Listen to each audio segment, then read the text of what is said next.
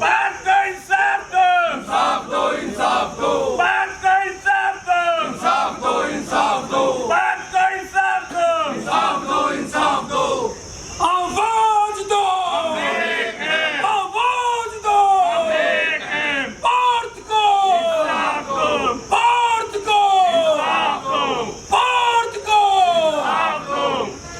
CMO madam मुर्दाबाद, CMO मुर्दाबाद, CMO Hisar मुर्दाबाद, सीएमओ हिसार मुर्दाबाद, सीएमओ हिसार मुर्दाबाद, पीएमओ हिसार मुर्दाबाद, डिप्टी सीएमओ मुर्दाबाद, डिप्टी सीएमओ मुर्दाबाद, सीएमओ मैडम मुर्दाबाद, हरियाणा प्रशासन हरियाणा प्रशासन मुर्दाबाद, हरियाणा प्रशासन मुर्दाबाद, हरियाणा प्रशासन। कोई भी आके एक बार उन्होंने पूछा, कोई फ़ोन कॉल नहीं, कोई कुछ नहीं कि भाई आप धरने में बैठे हो, हम करते हैं, क्या उनका फ़र्ज नहीं बनता ये? तो ये सब नकारा हो चुके हैं और कुछ नहीं कर रहे, ये सब मिली भक्ति का काम चल रहा है इनका। तो ये धरना कब तक, यानी कि आज का है? नहीं, ये धरना अभी कंटिन्यू रहेगा। अब आगे हम इसको शिफ्टिंग भी करेंगे। अगर हमें आज भी संतोष ना हुआ, शाम तक नहीं हुआ, तो फिर हम इसका दायरा जो है फिर और तरीके से बढ़ाएंगे। सीएमओ के घर तक भी जाएंगे और वहाँ से भी अगर हमें संतोष ना हुआ, फिर हम रोड पे भी आएंगे।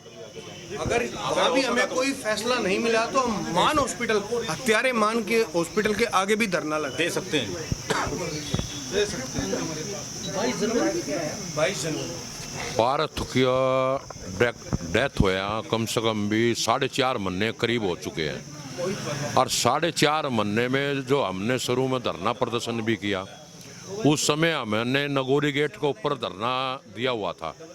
पुलिस प्रशासन आया, पुलिस प्रशासन ने हमारे को आश्वासन दिया भाई आप डीसी साहब को, एसपी साहब को जहाँ भी जगह बताओगे वहीं आ जाएंगे और आमने सामने बैठ करके बात करने से बात का हल निकलेगा।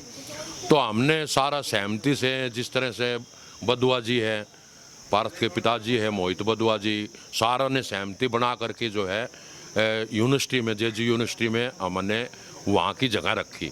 तो वहाँ डीसी साहब भी थी, एसपी साहब भी थे जो डीआईजी साहब बन गए, उस टाइम में एसडीएम साहब भी थे और हमारी यहाँ की जो रत्ना भारती जी है ये भी थी। तो मौके पे थे, हमने उस समय आमने सामने बात करके डीसी साहब ने हमारे को पूरा आश्वासन दिया भाई एक महीने में, जो एक हफ्ते में जो है आपकी रिपोर्ट आ जाएगी, आप मेरे पे विश्वास करो। डीआईजी साहब ने भी आश्वासन दिया था, तो रत्ना भारती जी ने भी आश्वासन दिया था। लेकिन उस बात को आज 4.5 महीने हो चुके हैं और जो है मोहित जो है बार बार चक्कर काट कर कभी डीसी ऑफिस में, कभी एसपी साहब ऑफिस में, कभी रत्ना भारती जी के, कभी डीएमओ के, कभी सीएमओ के, आखिरी लास्ट में आज हम इकट्ठे होकर के जो है हम जो है रत्ना भारती जी के पास आए जो सीएमओ है। तो इसके यहाँ आए तो यहाँ ताला बंद मिला। हमने फिर हम डीएमओ के पास गए, डीएमओ साहब ने हमारे को ये भी कहा भाई सीएमओ साहब तो यहीं हैं। फिर हम दोबारा वापसी यहाँ आए तो यहाँ फिर ताला मिला। उसके बाद हमने अब मीडिया के माध्यम से, अब जो मीडिया वाले अंदर गए तो उनने बताया भी कल का समय रखा हुआ है। हमारे पास कोई नॉलेज नहीं है, ना हमारे पास कोई इतला है कल की, मीडिया वाले ने आके बताया है। लेकिन हम बदुआ साहब से बात करिए, बोले हमारे पास भी कोई इतला नहीं आई है।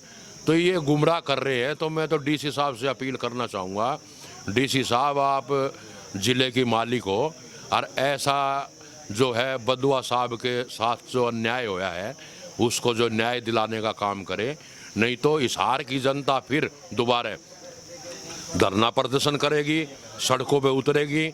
और रत्ना भारती जी से भी, डीएमओ साहब से भी मैं अपील करना चाहूँगा, आप आके सामने जो रिपोर्ट आई है इनको सामने बिठा करके वो रिपोर्ट दिखाने का काम करे और जो हमारे जो बदुआ साहब है इनको जो है संतुष्ट करने का काम करे। हम इनके साथ हैं, हिसार की जनता इसके साथ है, नहीं तो हमारे को मजबूरन जो है धरना प्रदर्शन करना पड़ेगा। हिसार की जनता को साथ लेके हम सड़कों पे उतरने का काम करेंगे। नमस्कार जी। ऐसा है जी, सुबह हम जब आए तो पहले पीएमओ साहब से भी मुलाकात हुई। सीएमओ ऑफिस में सीएमओ मैडम नहीं थी, बाहर से इन्होंने ताला लगा दिया था। अब क्या भगवान जाने के अंदर ही है अब तक या नहीं है, हमें नहीं इसका अंदेशा अभी तक। पीएमओ साहब के पास जाते हैं तो पीएमओ साहब बोलते हैं कि सीएमओ मैडम नीचे बैठी है, मीटिंग से फ्री होगी, उनसे मुलाकात कीजिए। चलो वहाँ आते हैं तो डिप्टी सीएमओ साहब बैठे होते हैं, डिप्टी सीएमओ से पूछते हैं तो डिप्टी सीएमओ साहब बोलते हैं कि मैडम दौरे पे गई हुई हैं, शाम तक लौटेंगी। कोई बात नहीं। उसके बाद क्या उनका फ़र्ज़ नहीं बनता था कि हम बताएं कि कल की मीटिंग रखी हुई है? ऐसा कुछ था ही नहीं। आप लोगों के माध्यम से जब हमने बात करी, यहाँ धरना लगाया, तो उसके 1-1.5 घंटे के बाद आप लोगों के माध्यम से ही वहीं से सूचना मिलती है कि कल की मीटिंग रखी हुई है। तो ऐसे कैसे मीटिंग रख दी? जब हम लोग पूछ रहे हैं दोनों से, क्या ये आला अधिकारी इनकी जिम्मेवारी नहीं बनती? ये नाम के सिर्फ तनख्वाह लेने के लिए बैठे हैं यहाँ, कोई वर्किंग नहीं है इनकी। तो ये बिल्कुल सरासर निराधार है। इनके भी बच्चे हैं, अपने बच्चों को भी देख लें, उनके हिसाब से करें। अगर ये सीएमओ मैडम कुछ ही क्षण में यहाँ नहीं पहुँचती तो हम सीएमओ मैडम के घर का घेराव करने में भी देर नहीं लगाएंगे।